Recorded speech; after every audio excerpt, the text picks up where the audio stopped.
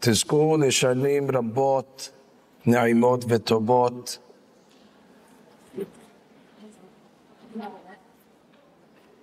Dear ladies, we are now in the thrust of the most crucial days on the Jewish calendar, Aseret Yeme Teshuvah, just a few days away from the holiest day in Judaism, the day of Mehila, Seliha, V'Chapara.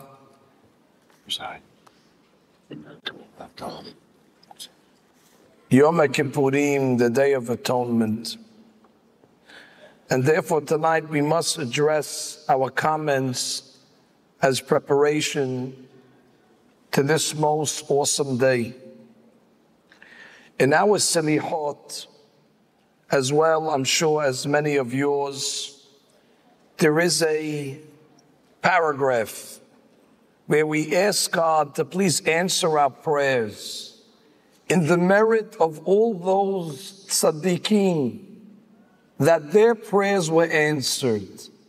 We say, De'aneh le'Avraham Abinu be'Hara Moriah, the God that answered Avraham Abinu on Hara Moriah, and everybody says, Anenan, answer us. De'aneh le'Yitzhak al Gabeh Madbeha, the God that answered Yitzhak on the Mizbeach when he was being slaughtered as a korban. You answered his prayers, and everybody answers, Anenan, answer us. And we go through a whole list of the who's who of Judaism. The God that answered Yaakov Abinu, the God that answered David HaMelech, the God that answered Eli HaKohen, De'aneh l'Shmuel b'Mitzpah, De'aneh l'Mordechai ve'Esther b'Shushan HaBirah. The list goes on. De'aneh leChoni b'Ma'agel, the one that answered Choni, the circle maker, that prayed for rain at the time of a drought. De'aneh leYonah b'M'eh HaDagah, the God that answered Yonah when he was in the belly of the whale. And we say, Anenan, answer us as well. But there's one line in that paragraph that I'd like to focus on. De'aneh leDaniel b'Gubad de'Aryeh, the God that answered Daniel in the lion's den. I don't know if you're familiar with that episode, but for your information, one of the books of Tanakh, one of the 24 Sefarim is the book of Daniel, a very significant book, where the rabbis of Kabbalah tell us that the illusion of when Mashiach is going to come is hinted somewhere in that holy Sefer, Sefer Daniel. But what's the story with him in the lions then? What happened? There was a king. The king was called Darius. He was the king of Madai. He became king at the age of 62, and he appointed a parliament of 120 men as his government, almost like the Senate. And then he had 3 advisors, personal advisors, and the chief advisor of the king, Darius, who was the most powerful man in the world, was none other than a Jew, Daniel Ish Hamudot. That shouldn't be shocking to you. Historically, Jews have been advising kings and presidents and leaders throughout the generations.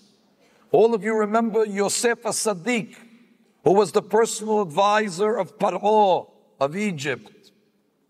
Or whether it was in the Golden Age in Spain, where the great Sadiq and Gaon, Don Isaac Abarbanel, was the finance minister in Portugal, one of the most influential positions.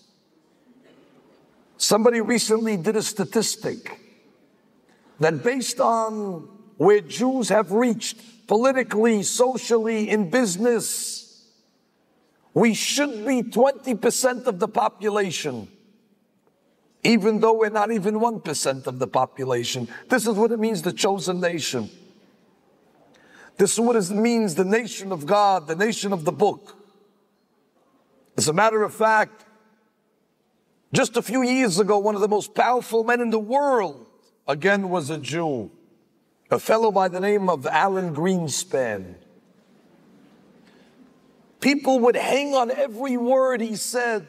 If he twitched, already markets in the Far East would crash. They would study the lines on his forehead. Everything he did and said, the world was analyzing and studying. His words were even more significant than the president. And he retired, and then Bernanke took his job, another Jew. So Daniel is the most influential man in the government of Dariavish. And of course, nothing changes. There was jealousy against him. All the anti-Semites, they said, what, a Jew's going to run the country? So they needed to figure out a plan, how to box him out. So they went to Dariavish and they said, listen, you have many subjects in your country, and they all pray to different gods. It's not right. We have to pass a law that everybody must pray to you. And if anybody is caught praying to another god, we kill him. Dariavish, I guess it was one of his dreams to be self-deified. So he wrote and he passed the law. And the plan was that the day that they catch Daniel, the tzaddik, praying to God, they'll kill him. Well, if I was Daniel, I would still pray to God, but I'd go into my basement, I'd lock the door, I'd pray Shaharit Min'an Arbit clandestinely. And then when I go into the king, I'd bow to him like the Chinese bow, just out of respect. And I'd save my life and I'd be able to live. But Daniel didn't do that. He said, this is my chance to make a Kiddush Hashem. And he went to the second floor of his house, his apartment, and he prayed by the window. But before he prayed by the window, he opened the shades. Spectacle, so everybody can see him praying the Amidah. And everybody walked by and said, look, the Jew, Daniel, is praying to God. He's in defiance of the king. So they went to Dariavish. Dariavish says, I can't believe it. They said, go for yourself. He said, I'll go tomorrow at Minha time. So all Daniel's friends said, Daniel, please don't pray Minha tomorrow. The king's coming to see you. He's going to test you. Pray Arbi twice. So he says, nothing doing. Sure enough, the king walks in, and Daniel bangs on the teva. And he starts Ashrei. And the king can't believe what he's saying. And he starts to pray the Amidah in front of him. He says, like finishes the whole prayer. So the king Dariavish says, Daniel, what are you doing? I need you. Why are you defying me? I don't want to kill you. But you're leaving me no choice. You're my top advisor. Why are you doing this? So he says, listen, I pray to the God in heavens, and I cannot change from my way. So the king says, but I'm going to have to kill you. But before I kill you, he tells him the following. Ha-Elohim, asher hitpalalta lefanecha, the God that you have prayed in front of, hu yeshiz binach, he should protect you. Which means, I'm going to try to kill you, but I hope you get saved. God be with you. I hope it's a failed attempt. So what did he do? He threw him into a lion's den. Incidentally, how many lions were in that den? 1 lion, 2 lions. The Midrash says 1,462 lions. I don't know where they got all those lions from. If you go to Great Adventure, you see some sedated lions, sleeping, drunk. And here, 1,462 ravenous lions. Daniel doesn't stand a shot. They'll rip him up instantaneously. There'll be no leftovers.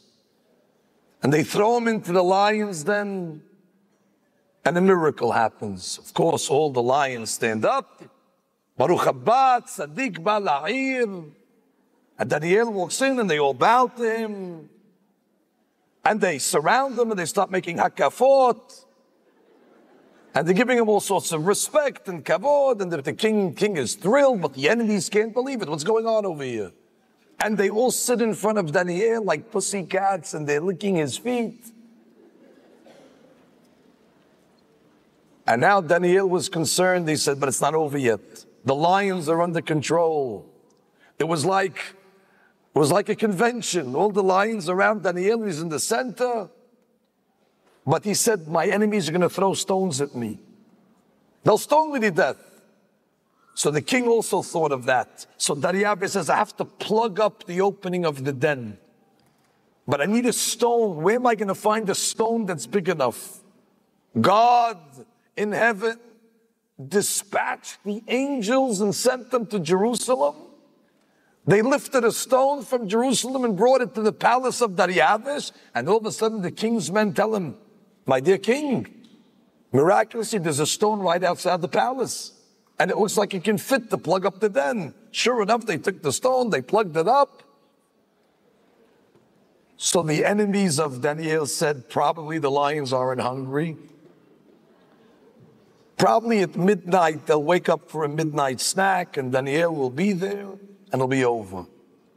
The next morning, the king moves the rock away and says, Daniel, how are you doing in there? He says, how am I doing? I'm fine. How are you doing? He says, I don't have any problems. Everything's good in here. So the king was thrilled. Baruch Hashem, he's saved. A miracle of miracles. So the enemies of Daniel tell the king, maybe these lions don't have teeth. Maybe that's why they're not eating him. So the king said, well, there's one way to tell. So he took all these anti-Semites and he threw them into the lions den.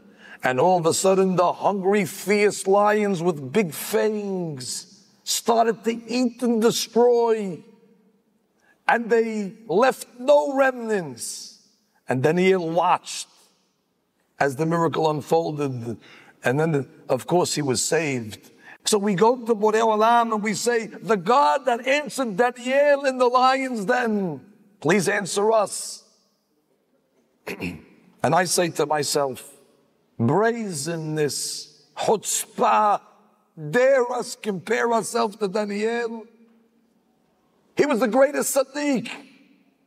We come to the synagogue for the selichot in the morning with a cup of coffee in our hand, in perfect conditions, and we say, look, just like you answered Daniel, so give us an answer also. What are we? We're not Daniel, we're not Avraham, we're not Yitzchak, we're not Shemuel, we're not Eli, we're not Honi, we're not Yonah. Who are we to come along and start saying, just like you answered them, answer us? Dare us, we could put ourselves in the same league as these great personalities? What are we asking God? Just like you answered them, answered us. We're not them. They were special, they were great, they were awesome. So the answer you always been told,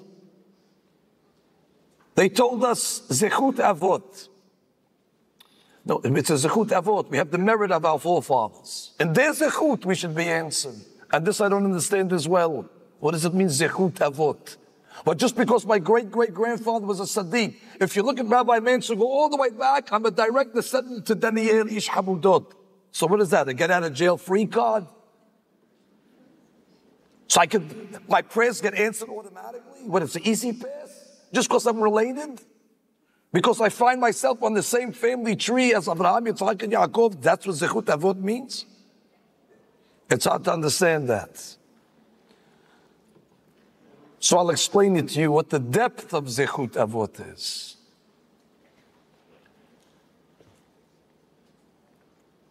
The Midrash in Echa tells us that there were great debates with philosophers that called themselves Hachmei Atuna, the scholars of Athens, of Greece. And they debated the rabbis on philosophical issues, theological issues. So one time there was a big debate and everybody attended, and the Greeks sent their biggest scholar, Hachmei Atuna, and the rabbis decided that a little child from the yeshiva is going to represent us. So they walked into the rotunda like this. Everybody's waiting to see the debate. So the great scholar from Athens stands at the pulpit, and he's waiting for his adversary to stand across the pulpit for the debate. Little boy comes in from the yeshiva with his peanut butter and jelly sandwich. They tell him, who are you? He says, who are you? I'm going to debate you. You're going to debate me? What do you know about debating? He says, well, we'll try. Let's see. So what happens? They start the debate. The old man from Athens takes out 2 pieces of white cheese from his pocket and he puts it on the table. He says, I ask you a question. You see these 2 white pieces of cheese, they're identical. You tell me, which cheese came from a black goat and which cheese came from a white goat? Everybody says, oh, we got it. This is a good question. How could you tell? So the little boy takes from his pocket 2 white eggs and he puts it on the table. And he says, when you tell me which egg came from a black hen and which egg came from a white hen. So the Greek theologian takes the white flag and says, surrender, you got me, the debate is over. And we don't understand what's going on in this story. To us, this looks more like a continental breakfast. He's taking out cheese, he's taking out eggs. Next guy takes out some freshly squeezed orange juice. But they understood what they were doing. What does this mean? He's talking cheese and he's talking eggs, and they understand each other. So the guy from Athens says, you got me. Finish, I can't answer. You're right. What was the remez over here? The debate was a very essential debate. You know what the goy was saying? There's no such thing as zechut avot. You're just like us. After all, if you have 2 pieces of white cheese, they're not different. There's no difference between the way we look and the way the goyim look. We dress the same, we have the same facial features. It's all the same. And there's no way to discern in the ancestry. And therefore, it doesn't matter where you came from. It doesn't manifest. We're all the same, just like 2 pieces of cheese. You can't define where they came from. So too, we, the Jew, the Goy, it's all the same. So the little boy said, no, you're mistaken. If you want to give the right analogy, it's like 2 eggs. You have 2 eggs in front of you, white. You don't know which one came from a black hen and which one came from a white hen. But there's a time where you'll be able to tell. You just have to wait until the mother comes and sits on the egg and warms it. And all of a sudden the egg hatches. And then when you see the little chick come out, then you're able to see what color it is. Then you're able to see its ancestors. The child was saying, you're right, we look the same. But when push comes to shove, at the time that a Jew is tested, when a Jew is faced with a nisayon in life, with a certain tribulation or a certain moment of greatness, then already you see all his ancestry come out. When the egg hatches, then already you see the difference, who's black and who's white. Then you see the difference of what it means ancestry. Which really the child was saying that Am Yisrael, all of us, have in us all that greatness of our ancestors. In our makeup, we have a piece of Abraham, we have a piece of Yitzhak, we have a piece of Yaakov.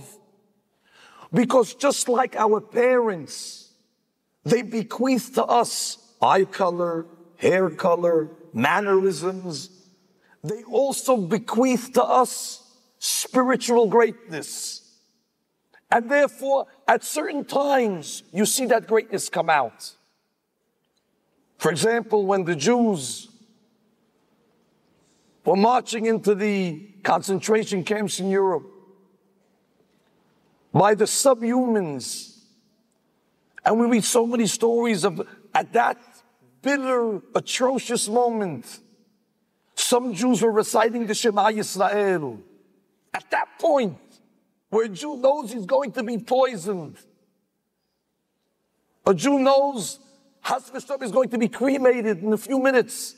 And what's on his mind is to praise God and say Shema Yisrael. At that point, the egg hatches and you see exactly what he's made up of. At that point, you see that we're cut from a different fabric. At that moment, you see the ancestry. Yes, before that, everybody looks the same. But Am Yisrael has in them such a greatness, such a potential that we inherited. I want you to understand exactly what I'm saying. I want to be very clear so nobody has any misunderstandings. There was a lady called Hannah. Hannah and her 7 children. You know the story. The king tells the first son, bow to the idol. I'm not bowing. I'm going to kill you. Kill me. I'm not bowing. Lo tishtahaveh le'el acher. So Hannah witnesses her first son die al kiddush Hashem. The second son, bow to the idol. I'm not bowing. Lo yeh lecha Elohim acherim al panai. I'm going to kill you. Kill me. Hannah watches her second son die al kiddush Hashem.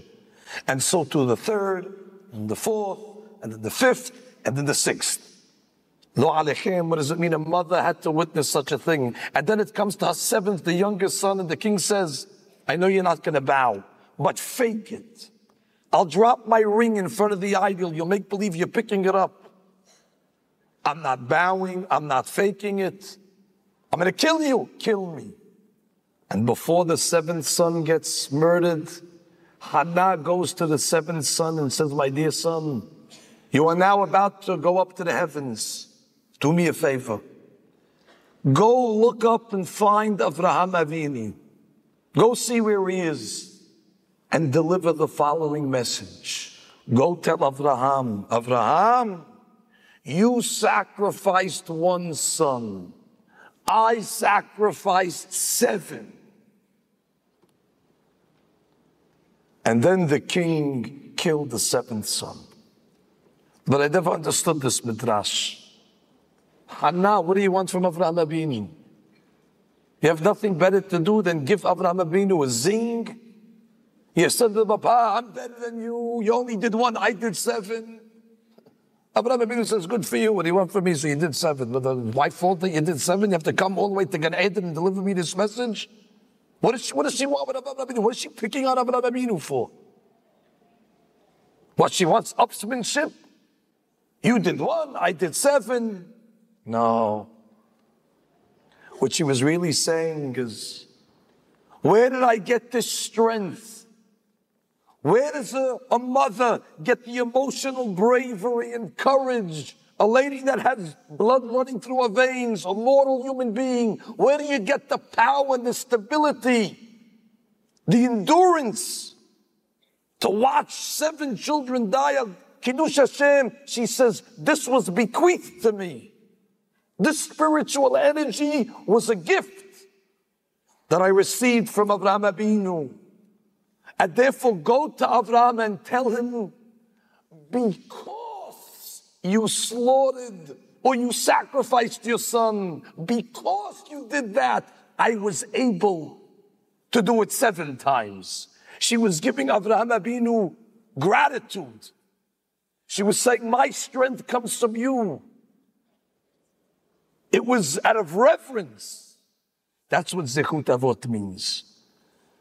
Rabbi Dessler says, don't say Zechut Avot, say Zakut Avot. Zach means purity, the purity of the Avot. It trickles down into us. And that's what we pray. Please God, just like you answered Daniel in the lion's den, answer us, meaning let our neshamot also, let the piece of Daniel in us come out. Just like he became great, his greatness is in us. Let it erupt, let it emerge. Please answer us as though, let it come out. Warm our souls, God, like the mother that warms the egg. And then you're able to see where it came from. God, please warm our souls. That our souls should be able to permeate some of this greatness of those great Jewish personalities. This is the greatness that we're talking, that all of us possess. And I ask you a question. Where in our body lies this greatness? If you were to point, where is this greatness found? Where is this ball of great energy that we're talking about? Is it in the earlobe? Is it in the kneecap? Is it in the foot? Where is it? Where is it found? I'll tell you where it's found. It's found in the brain. Why? There is a blessing that we make, and forgive me, but when we come out of the bathroom, we conclude the blessing by saying, Rofechol basar, umafli la'asot. Rofechol basar umafli la'asot means, God, you do something that is nothing short than wondrous. You do something that is incredibly amazing. And what is that? Human beings are made of two disparate parts. We're made up of a physical, that's the body, and we're made up of a soul. The soul is holy, it's spiritual, it's a piece of God. And they are at odds with each other. Logic dictates that the soul and the body should repel each other. Like two negative magnets, they repel. There's no way that the body and the soul should be able to coexist. And the miracle umafli la'asot is that God integrates these two opposites, that the soul is able to rest in the human body, and he stitches it together as one. Umafli la'asot, it's nothing short than a miracle. And that's where that greatness is. All that potential that I'm talking is in the soul. It's in the neshama. That's where it is. Oh, so the question then is, if that's where all the greatness of the Avraham that's in us, and the Sarah that's in us, and the Rivka that's in us, and all that great spiritual energy that our ancestors had, that zakut, how do you get it out? How do you tap into it? I'll tell you. There was a lady that went to a doctor. This was already the 10th doctor that she visited. She was diagnosed with a condition called intraceable depression.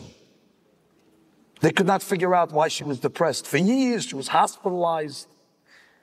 And finally, she walks into one doctor, and the doctor takes one look at her, and he says, this woman is suffering severe thyroid deficiency. And sure enough, he asks her, were you ever evaluated for thyroid deficiency? She says, never. Sure enough, they do the tests. That's what you're missing. He gives her a certain hormone, and she's fine. Another fellow walks into the doctor and he's suffering anemia. The doctor says, you need iron. And another fellow suffers scurvy. And the doctor says, you need vitamin C. You see, the only way to cure thyroid deficiency is with the proper hormone. And the only way to cure somebody that's anemic is with iron. You can give him zinc, you can give him sulfur, you can give him calcium, it's not going to work. And the only way to cure scurvy is not with vitamin A, B, D, F, K, only with vitamin C. Rabotai, just like the human body, when it's lacking something, you must tend to its needs. Whether it's food, whether it's eating, or whether it's sleeping, the human soul also needs to be nourished. And when it's not nourished, the body feels a certain discontent. It goes into a certain depression, but you don't know why you're depressed. You don't know where it's coming from. So what do people do? They have this feeling that they don't feel satisfied, but they can't put their finger on it. So they say, have to do something to get me to be happy. So they go shopping. And for a moment they're happy, but after they finish shopping, it wears off and they fall back into the depression. And sometimes it becomes so severe that they need to sedate themselves. And they need to seek relief from themselves because they feel so uncomfortable. Some turn to alcohol. Some turn to mood-altering drugs. Some turn to eating. But these are all escapist techniques. They're running away from themselves because they're so depressed. Nobody's chasing them. Nobody's pursuing them. But they're so uncomfortable. But they don't realize it's their soul that's being malnutritioned. And it's crying out. And therefore, you must provide the spiritual nutrients. And what are those spiritual nutrients? Torah and mitzvot. The feeling that you have right now. It's a certain feeling of satisfaction. It's a certain feeling of completeness. Your soul is now being worked out. If you could see your neshama right now, it's like in a gym, a spiritual gym. It's sweating. It's perspiring. You're working it. When we study in the morning Torah, we have a custom in the shi'ur. Before we start, we remind ourselves what the Bayit Hadash says. The Bayit Hadash says that when you study Torah and do a mitzvah, it's infusing holiness into the soul. And now the soul is being worked. And as the soul is being worked and massaged with Torah and mitzvot, now that greatness starts to come out. That's how you tap into the greatness. You must provide the neshama with what it needs, spirituality. Hesed, tzedakah, Torah, tzniut. This is how the soul starts to become strong. And all of a sudden it starts to erupt. And all that potential starts to overflow and ooze out of it. But if a soul is left undernourished and malnutritioned, then we do not reach our potential. And this is a condition that we refer to as spiritual deficiency syndrome, or otherwise known as SDS. You will not find it in any of the medical books. You'll find it in my notes. SDS, spiritual deficiency syndrome, where most people are suffering, but they're taking the wrong medicine. Unless you give that lady the hormone for thyroid, or iron for the anemic, or insulin for the diabetic, it will not cure. Spiritual deficiency syndrome is Torah and mitzvot, and then the Torah enters the soul. And now already the soul starts to let out all that zakut, that purity that we have in it. But you have to challenge it, you have to work it. If this is true, why then aren't we great? How come we're not making great strides? How come we're not changing the world? How come we're not moving mountains? How come we're just humdrum and you're relegated to complacency and to mediocrity? Why aren't we tapping into this resource that we have? All of you have a chance to be Sarar, Rivkar, Rachel, Vedeah. It's in us. I'll tell you why. Because when you're in school, your science teachers told you that your grandfather was a monkey. And that your great-grandfather was a sophisticated chimpanzee. So therefore they're telling us you came from animals. So therefore you're also an animal. So what could you expect from animals? And that's why look at the world, what's going on today. When you're taught that you're an animal, and you emanated from animals, and that's your ancestry, so there's the result. We can't expect anything more than animalistic behavior, and hedonism, and indulgence, like animals, and a dress code, like animals. I was once on a train, on a subway. I saw an advertisement for the Bronx Zoo. It's a big picture of a gorilla. A close-up shot. You can see up his nostrils practically. It's disgusting. So the caption, it says on the advertisement, "Come visit your relatives at the Bronx Zoo. And then underneath that, there's a caption. Is that you, Uncle Ernie? And this is what's going on in the generation. A generation that's being told that you can go have a family reunion at the Bronx Zoo to visit your relatives. And I'm coming here tonight and telling you it's not so. We have a soul, we have a neshama. That's the source of our greatness, and we have to tap into it. And let me conclude. We're going to come to the last moment of Yom Kippur, Be'ezat Hashem, we should be zocher. The time of Ne'ilah. That hour and a half or 2 hours, whatever it is the most auspicious moments of the year. After that, God goes back up to his chair in heaven, and it's over. It's last licks. This is our last chance. And everybody's thinking at that moment, what are we going to break the fast on? Or I should have had an extra glass of water last night. But in truth, look at what we pray for in the time of Ne'ilah. At the time of Ne'ilah, the whole prayer of the Amidah is one thing. Please God forgive us. Lema'an nehdal me'oshek yadenu. Forgive us, God, because we're thieves. Oshek, thievery. And I ask, how many sins did we repent for? Every letter in the alphabet, Ashamnu, Bagadnu, Gazalnu, every alchet, backwards and forwards, Sikina, Serefa, Herek, we go through a whole litany of sins. And then when the Ilah comes, we capitulate it and say, God, it comes down to thievery. Forgive us because we're common thieves. What does this mean? Anybody over here a thief? Anybody rob a bank? Anybody a kleptomaniac? Anybody pickpocketing their neighbor? What does it mean, thievery? So I saw a wonderful explanation from the Admor from Gur.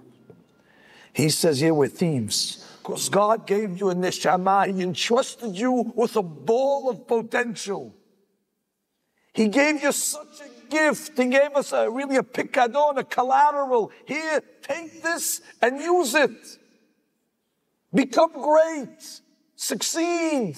You can do anything. You have a piece of God in you. If he can do anything, you can do anything. You could be like Avraham.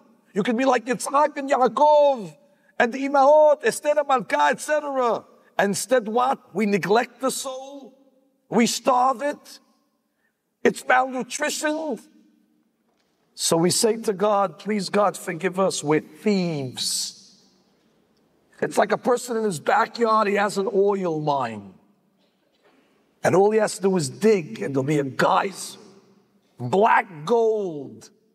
He can become wealthy for the rest of his life, for the next 10 generations. And instead, what does he do on that oil mine? He erects a swing set with a sliding barn, with the wheel, swings back and forth. And they come and tell me, you fool. God, please forgive us. We blew it. We squandered another year. We forgot that we're great. We forgot that we have in us Daniel. It's in us, but we didn't. We didn't bring it out. The egg didn't hatch this year. We didn't show everybody where we come from.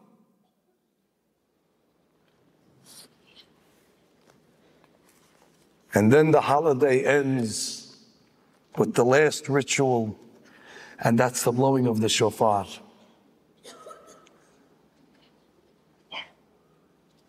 And everybody comes to hear the last ceremony, the blowing of the shofar on Motzei Kippur.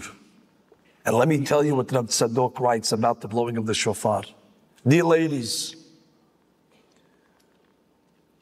let's go back in history just for one more minute. When was the first soul, the first neshama, when was it dispatched? It was given to Adam Arishon. Adam was created as a model first, just physical. Dirt, afar min ha'adama, and then the pasuk says, "Vayipach be'apav nishmat ruach hayim," and God blew into Adam's nostrils a soul. The first neshama, the prototype, was blown by God. He blew it into him, and he told Adam, "Now you have a piece of me in you." And the protoplasm of every soul is a piece of God with all the zakut of the avot. And now the end of Kippur comes, and after we told God we're criminals, we're thieves, we didn't take advantage of the soul, we didn't work it out, it didn't perspire, it didn't sweat once this year. It's lazy, it's unworked, it's undernourished. So God says, okay, here's your chance. The rabbi picks up the shofar and he blows. Says Rav Tzadok, you know what's happening at that moment? God is blowing into all of us a new soul. We're recreating the original Vayipach ve'apav. And now when the Tokeya blows into the shofar, you'll feel a jolt. Oh, something happened. Yes, God just gave you a new neshama. He's okay, fine. You wasted potential, you didn't tap into it. We're going to start again now. You're recreated on Motzei Kippur. You're given a second chance. Now take the new soul that God put into us and go now succeed and go develop it and add spirituality to it. This is our calling. And the holiday of Sukkot follows right after. And I always said that the calendar is top heavy. Put some holidays scattered in the year. I would put some Hot Torah in Heshvan, put Shemini Aseret in another month. Why do you bunch them all up back to back to back? And the explanation is simple based on what we're saying tonight. Now that God gave you a new soul, He just blew it into your Motzei Kippur. He wants to jumpstart it for you. He wants to get it working. He wants to start filling it up. That nuclear reactor that we all have in us. Lulav, Sukkah, Seudah, Simchat Yom Tov, Hakafot, Simchat Torah.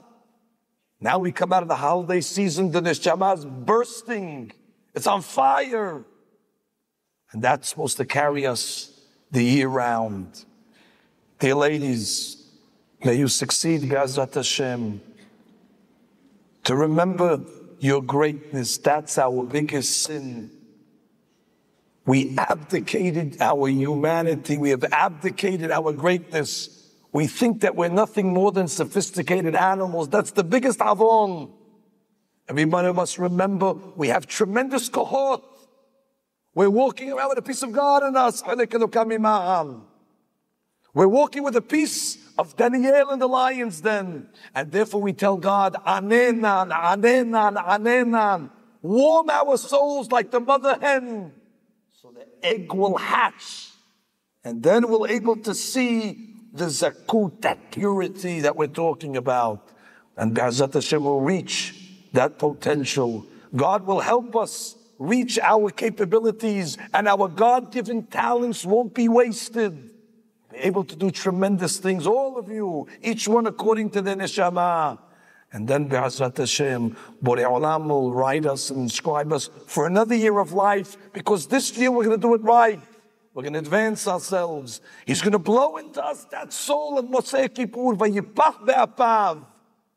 May you be successful in your aspirations and your climbing and your ascending into Be'ezrat Hashem. The wonders, the mafli la'asot, the wonders of the Jewish soul. And maybe we cured, you should all have a refuah shelema from the spiritual deficiency syndrome. Amen.